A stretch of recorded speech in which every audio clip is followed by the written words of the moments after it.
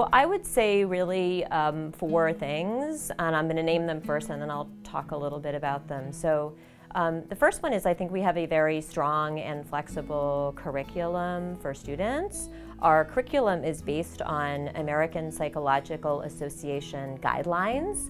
And so we do provide a good sort of base of knowledge for students in different areas of psychology. They're required to take classes in different areas of psychology. But also we focus on skill development. So we focus on helping our students to develop critical thinking skills, critical reading skills, speaking skills, writing skills, problem-solving skills, and research skills.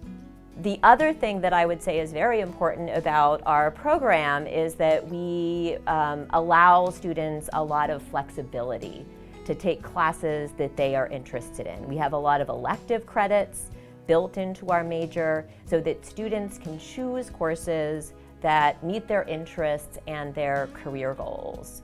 So we have students that might choose to do a minor or choose particular elective classes that they're interested in. The other couple of things that I would emphasize about the program is we focus on experiential learning, and I can talk a little bit more about that later. But basically what that means is we like to make sure that we emphasize students learning things by doing things, so that we have students doing internships and we have students engaged in research. And the third thing that I would say is that we really focus on career preparation for students. We really do that explicitly, and I can talk about some of the specific ways that we do that, but we actually have, in addition to advising, we have courses that students take that are specific to career preparation. And then the final thing is that we, I think, really love our students, and we are interested in developing really close relationships with our students. Some of the things that we have students do with respect to experiential learning are that we have some courses, not all courses, but we have some courses that have a service learning component. And in a service learning course, students actually do service for the community while meeting academic goals of the course. Students also in our program are required to do an internship, and that is something that is pretty unique. A number of schools actually do have opportunities for students to do internships, but we actually require our students to do one. And the students typically will choose a site that is compatible with their interests and career goals, and they spend 100 hours on site doing their internship. And then there's also a class component where they sort of come together and talk about their experiences with each other and with a faculty member. And that experience, I think, is very valuable for students for two reasons. Number one, it's good experience and they can put it on their resume, right? And sometimes those internships, for example, even lead to job offers. The second reason why I think it's important is it helps students to clarify their career goals.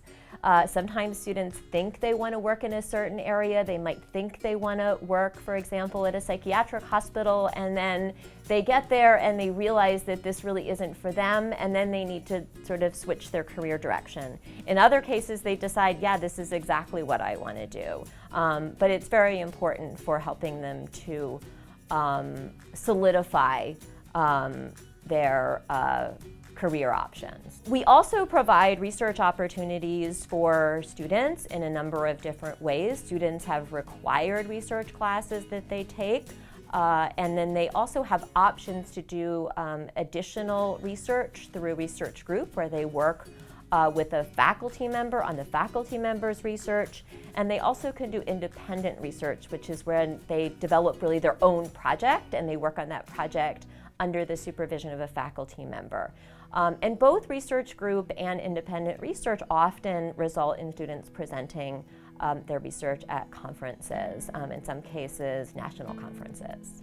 The last thing that I think is really important to say about our program is that we develop very close relationships with our students. We are a very student-focused department.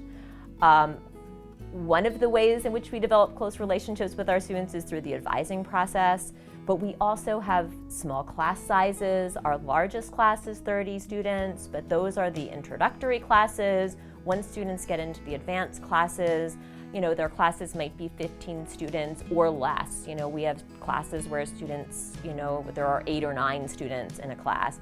And in those classes, we can really get to know our students well. They can get to know each other well as sort of fellow psychology majors. And we can also do a lot of really interesting things in those small classes that we can't necessarily do in big classes. So we can have great discussions, we can do projects, we can do service learning. So we really, in the context of those classes, can get to know our students, their interests, and their personal goals. So my advice to prospective students is to try to get to know the schools that you're interested in as much as you possibly can. So what that means is make sure that you do a campus visit if possible. Make sure that you talk to faculty members. I think that's very important. And we love to talk to prospective students and would be glad to do that. So reach out and set up an appointment. Also attend a class. You can attend a class in person. You may be actually able to attend an online class, but that's also a great way to get to know any school because you can imagine yourself as a student, right, in that class. And even attend a few classes.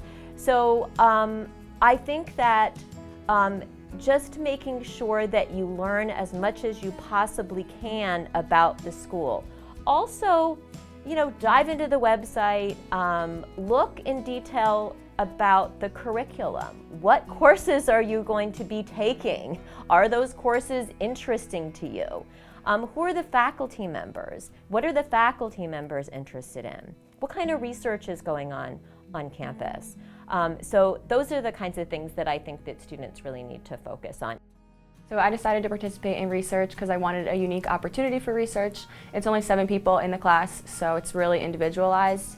And then at the end of the semester, we're going to apply to the Eastern Psychological Association Conference, which I think would be really cool to be able to present at something like that. The project that we're working on is looking at fear of failure and grit in college students in 4 groups. It's high stress, high achieving, high resilience, and high risk groups, and kind of how those factors compare across those 4 groups, and then looking at other factors such as stress and motivation and whether they're a first-generation college student or not. Having Dr. Nordstrom as a mentor is really exciting.